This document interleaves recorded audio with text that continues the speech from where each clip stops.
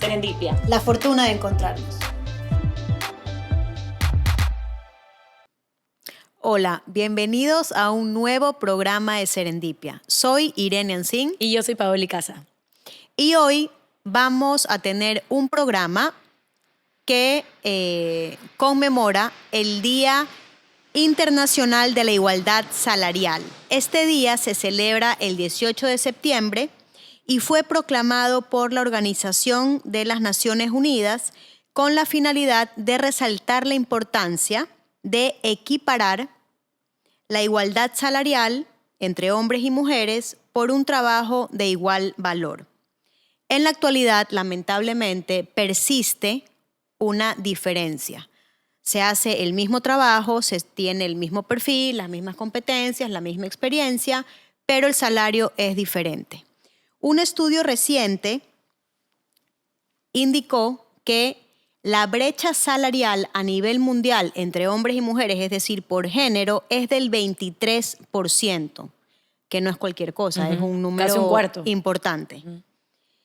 Unido a ello, a esta diferencia salarial, en los contextos donde hay pobreza, es decir, unido esto a la pobreza, la desigualdad es aún mayor y crece, ¿no? La diferencia entre hombres y mujeres es aún mayor y de alguna forma constituye una desventaja para las mujeres en la obtención de recursos, oportunidades y acceso al mercado laboral.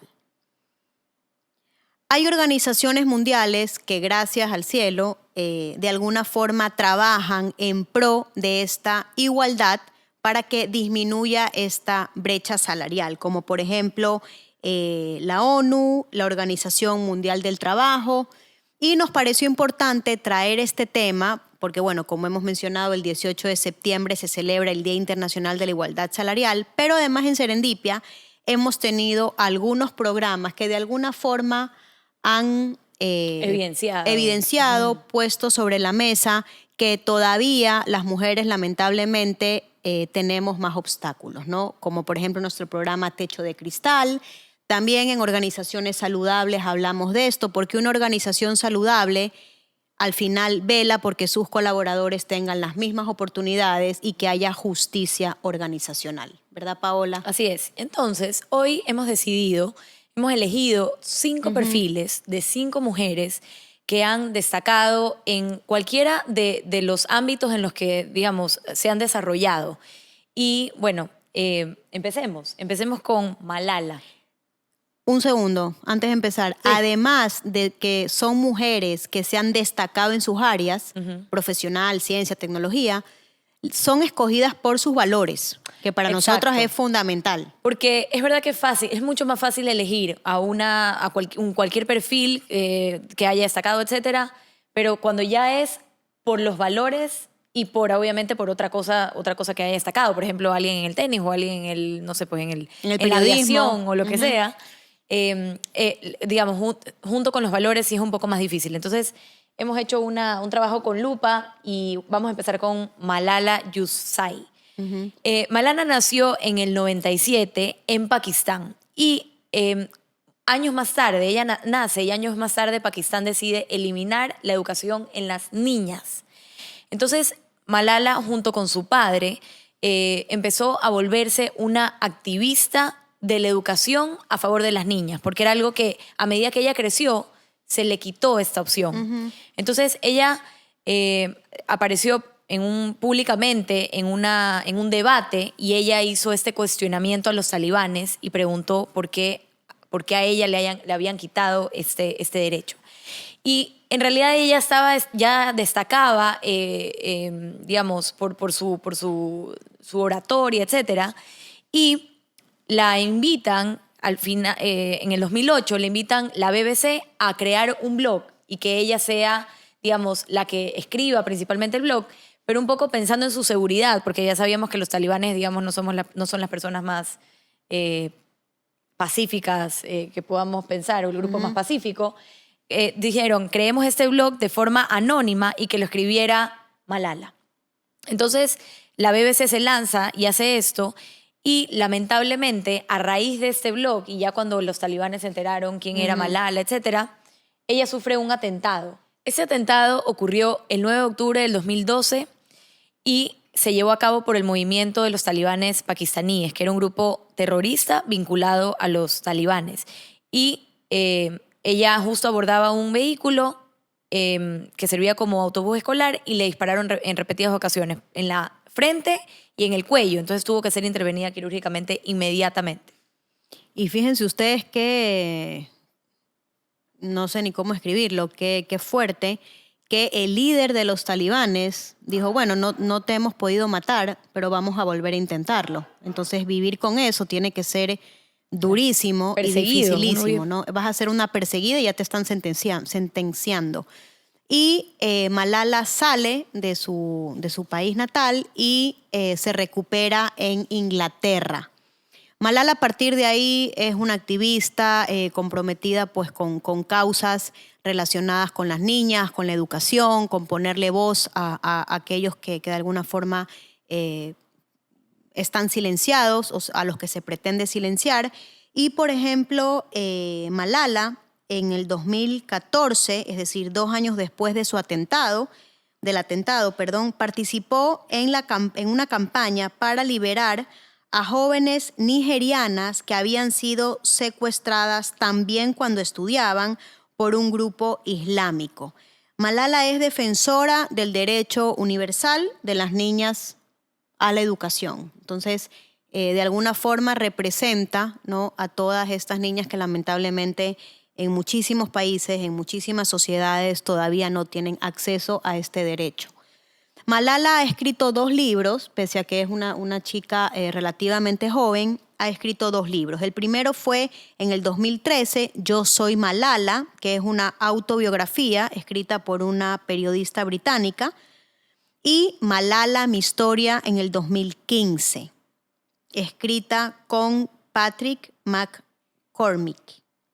Tiene además varios reconocimientos y premios, entre los que destaca principalmente el Premio Internacional Infantil de la Paz, el Premio Nobel de la Paz por su lucha contra la supresión de los niños y jóvenes y por el derecho de todos los niños a la educación. Este es un mega reconocimiento que se le fue concedido en el 2014. Nos gusta, además de contarles quiénes son estos personajes, cuáles son sus valores, también traer alguna frase, ¿no? Y Malala en el 2013 dijo, volver al colegio me hace feliz, porque ella no dejó de querer ir al colegio, sino que ella quería seguir haciéndolo. O sea, una tenacidad increíble. Un determinismo. Volver al colegio me hace feliz. Mi sueño es que todos los niños en el mundo puedan ir a la escuela, porque es un derecho básico.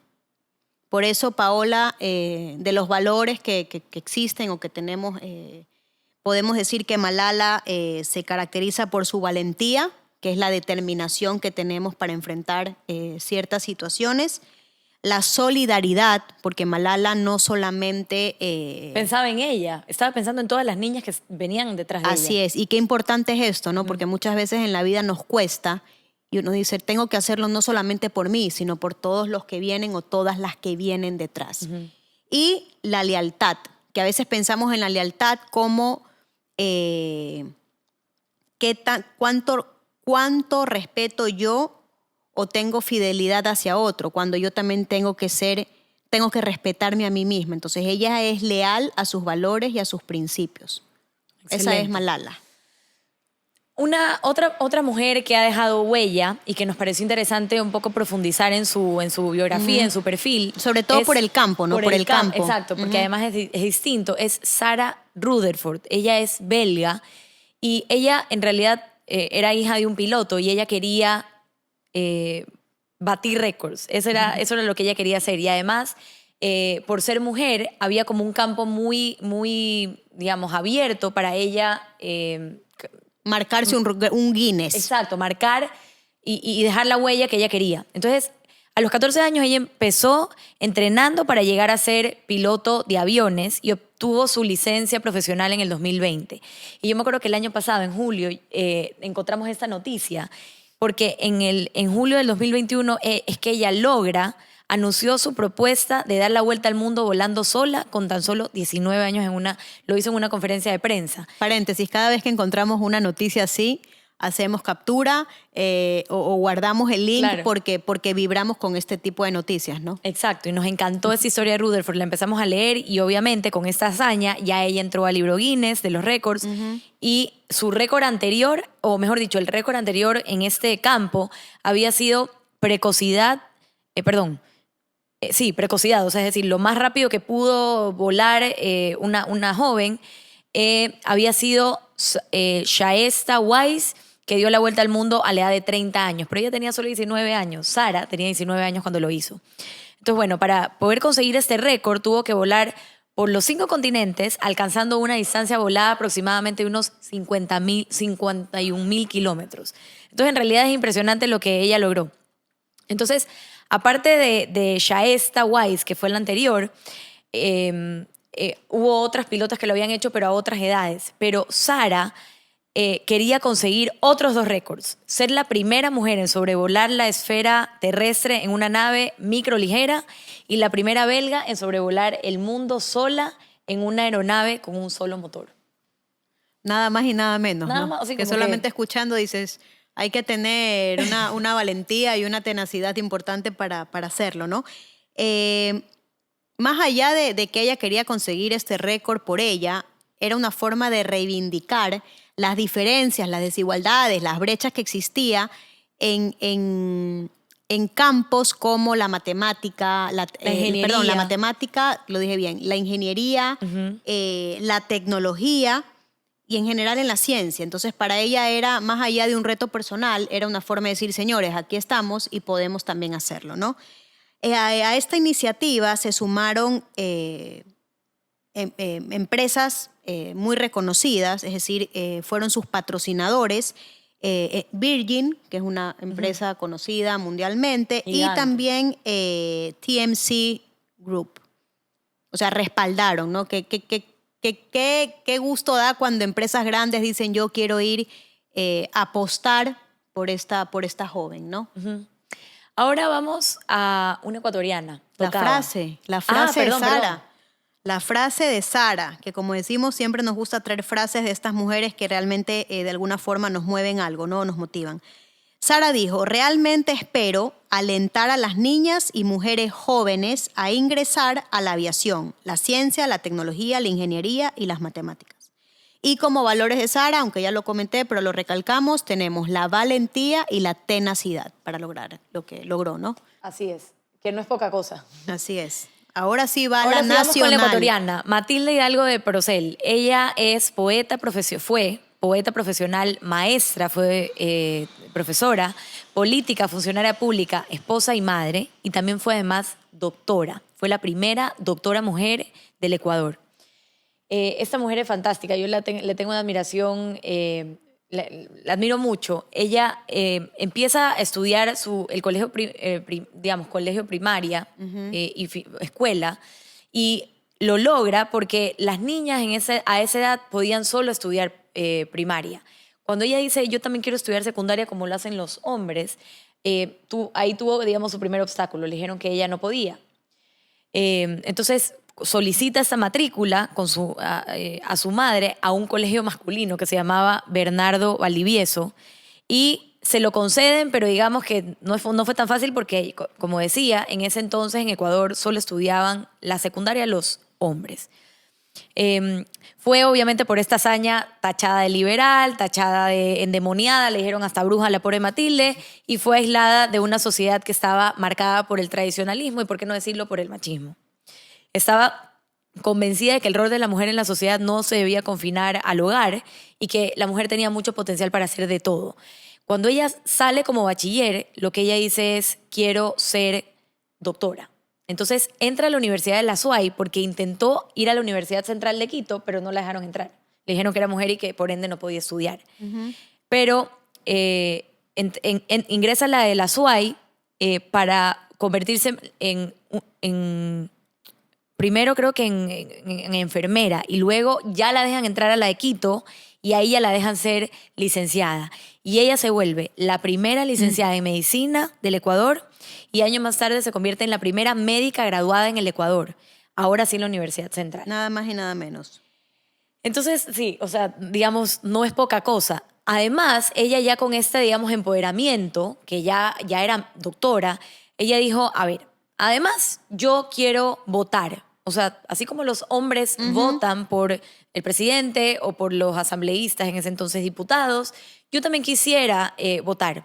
Y en 1924 se abren los registros de empadronamiento para las elecciones de senadores y diputados y ella quería registrarse para votar, pero obviamente no la dejaron porque en ese entonces solo votaba los hombres.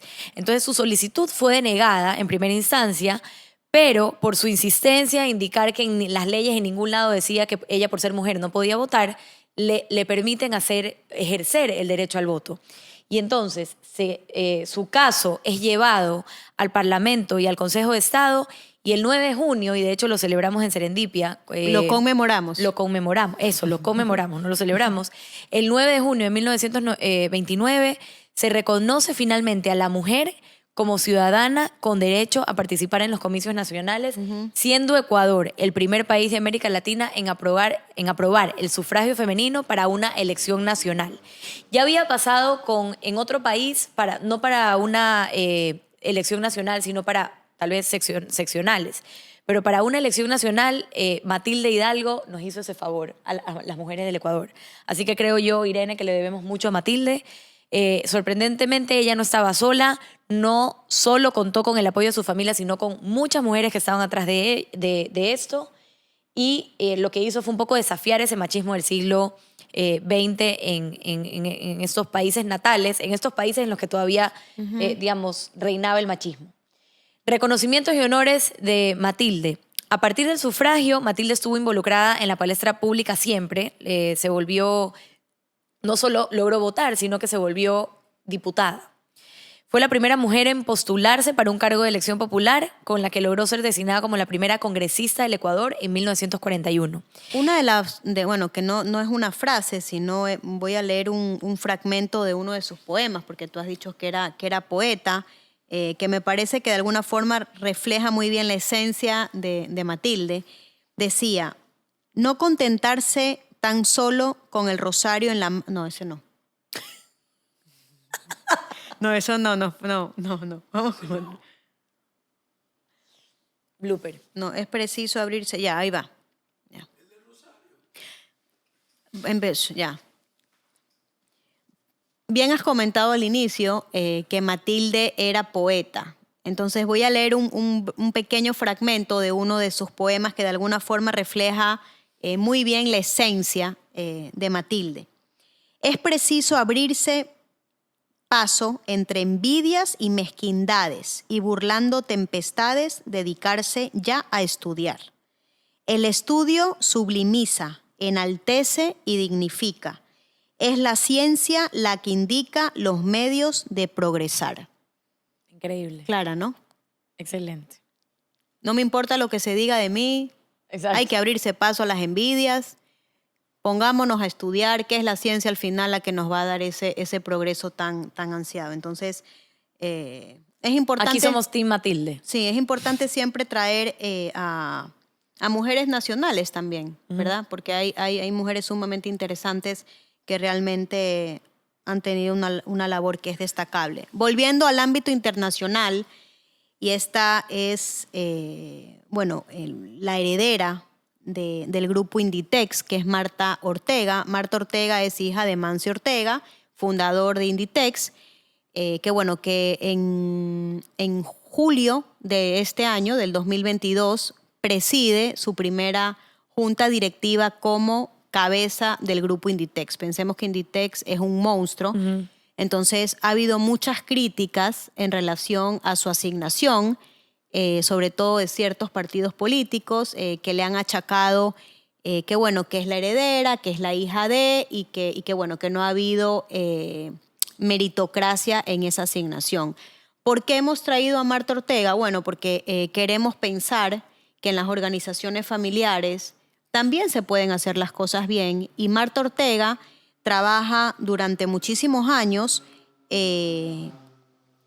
como asociada de ventas en una tienda de Inditex. Es decir, es una persona que de alguna manera ha conocido la realidad de la empresa, incluso en una entrevista que le hace la BBC, que es importante mencionar que la BBC es una de las principales cadenas televisivas de Inglaterra.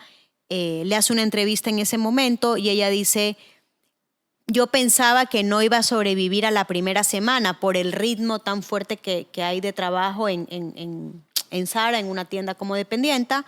Y hace poco también la BBC, en noviembre del 2021, publicaba un artículo que se titulaba Marta Ortega, la rica heredera que tomará las riendas del gigante de la moda de Inditex.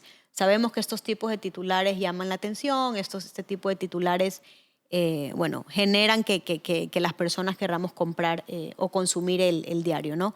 De alguna forma la hemos traído porque no deja de ser una mujer preparada, formada, en la cabeza de un gigante como es Inditex, ¿no? Que opera en todas partes del mundo, con millones de tiendas. Entonces, nos ha parecido interesante. Marta Ortega tiene una frase interesante que dice: creo que mi padre nunca fue el mejor en nada en particular, pero fue el mejor en encontrar a la mejor persona para cada cosa. Y es interesante porque ella le hace este reconocimiento a su padre. Sí, es verdad, o sea, ha creado un monstruo y un poco lo aterriza como creo que es algo bastante humilde y es interesante porque le da como el valor. El valor a cada persona. Y a él de haber encontrado a las personas correctas que sepan valorar a los ejecutivos, a las personas con, no sé, con talentos, etcétera, que han logrado que Inditex sea lo que es hoy. Luego tenemos a Serena Williams. Serena Williams, nada más y nada menos, pero es que esta mujer es fantástica. Y hace poco me vi la película King Richard, que es del papá, sobre el papá de Serena y Venus Williams. Y la verdad es que él tiene muchísimo... se le atribuye mucho este éxito que tiene Serena. Serena y Venus ya jugaban tenis en el pequeño barrio en el que vivían. Venus es su hermana, ¿no? Ajá, Venus es su hermana. Y nos pareció interesante hablar de Serena Williams porque luego del triunfo de Rafael Nadal en el Australia Open este año, digamos en enero de este año, consiguió su Grand Slam número 21 y Nadal se convirtió en el tenista más premiado del circuito masculino. Pero la verdad es que hay 3 mujeres que tienen más triunfos en Grand Slam que Nadal. Primero, Margaret Court. Segundo, Serena Williams. Y tercero, Steffi Graf, que han logrado 24, 23 y 22 Grand Slams, respectivamente, en circuito femenino. Obviamente ya todos sabemos que el fútbol, el tenis digamos, en hombres... Pero lo mismo pasa con el fútbol, por eso tu lapsus. Sí, por eso mi lapsus. Sí, exacto. Es más mediático, la gente lo ve más. Sí. Yo lo entiendo, eso lo entiendo y ni siquiera voy a entrar en esa polémica, pero lo que quiero decir es que Serena Williams ha conseguido incluso más Grand Slams que Rafael Nadal. Y es interesante porque Serena Williams ahorita está queriendo pelear el récord que tiene Margaret Court, que tuvo Margaret Court, que es 24 Grand Slams. Ella quiere llegar a esos 24, ahorita tiene 23. ¿Y qué pasó? Bueno, Serena Williams, luego de muchísimo trabajo de ella y del papá, ganó muchos Grand Slams, brilló, salió fuera de Estados Unidos, obviamente, a seguir compitiendo y ganando y ganando y ganando.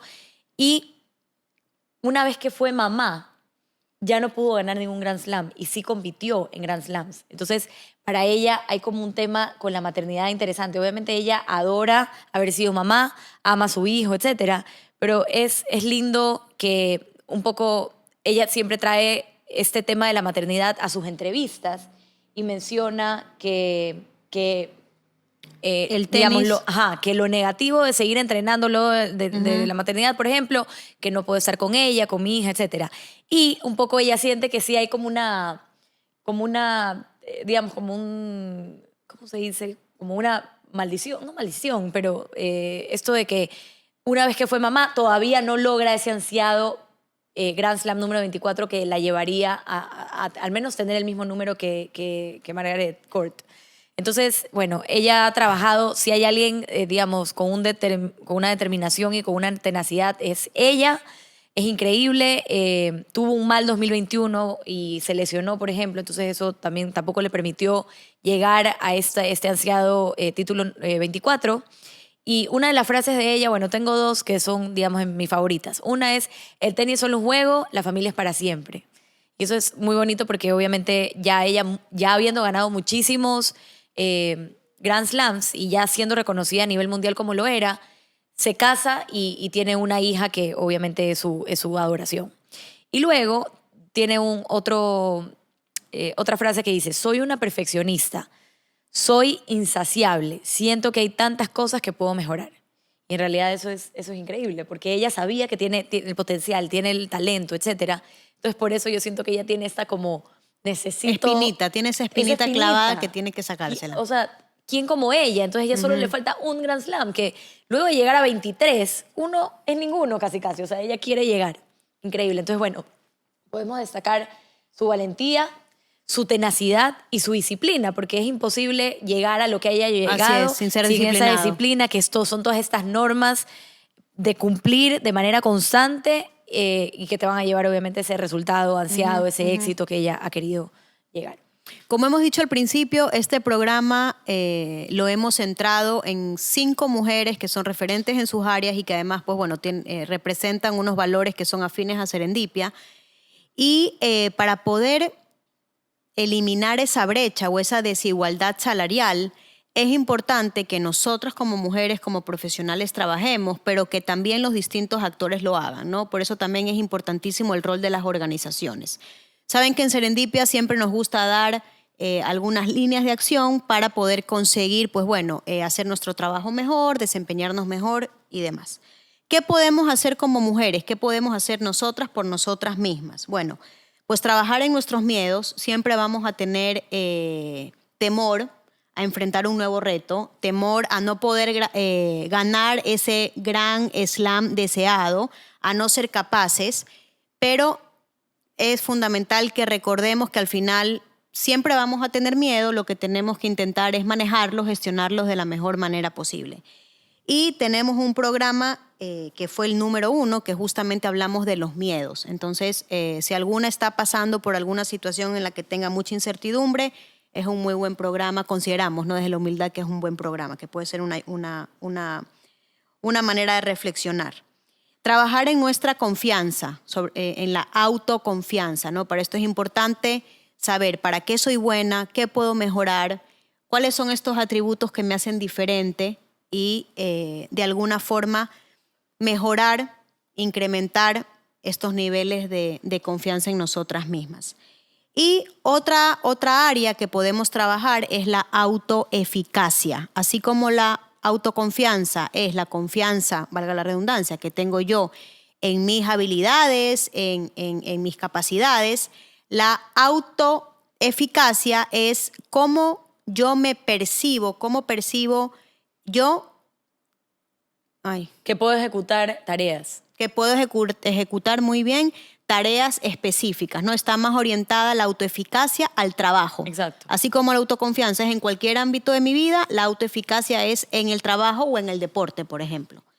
Y las organizaciones, por su parte, tienen la responsabilidad también de ser organizaciones saludables en las cuales las mujeres no tengan que vivir con este techo de cristal del cual hablamos en uno también de nuestros programas, y que tengamos las mismas oportunidades para crecer, para promocionarnos y, ¿por qué no?, pues para ascender en distintos puestos. Y, por supuesto, nunca tener que estar en la tesitura de elegir si seguir siendo una profesional o estar en casa, a no ser que ella misma lo decida porque así lo quiere, ¿no? Así es.